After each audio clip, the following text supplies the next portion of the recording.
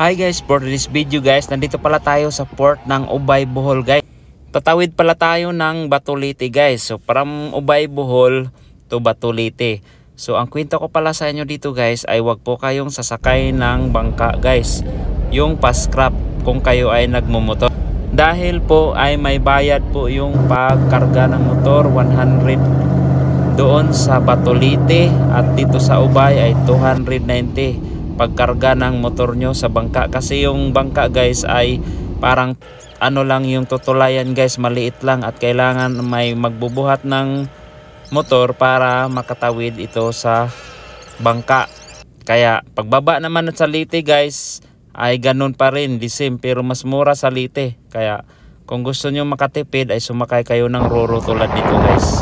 So dito guys, nandito na tayo sa Batulite. Medyo maalon talaga yung panahon guys kasi may bagyo po ang araw na ito, pero nasa Luzon na guys.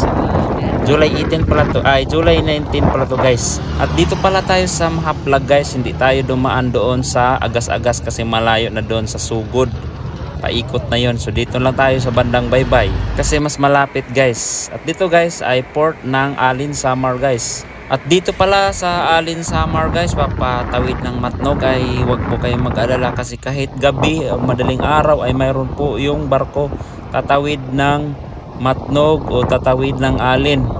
So vice versa po ang mga barko na to guys, sa lubong po, kaya hindi po tayo maubusan ng barko pag tumawid tayo ng Matnog o tumawid tayo ng Alin papuntang Matnog.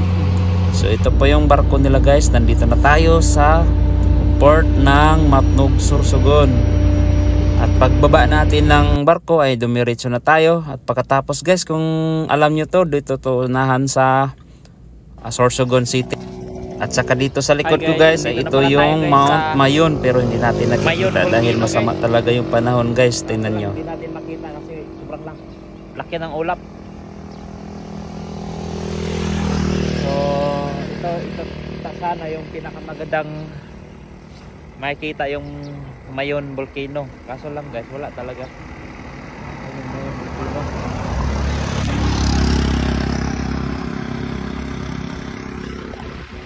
Better luck next time na lang guys. Natin nakita. Malapit na tayo sa Timonan. Hindi ko alam yung bayan na to, pero parang Gumaka, Quezon na yata to.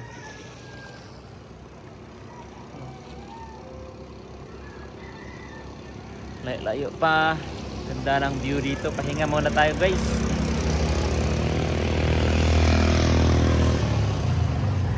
Ganda ng view.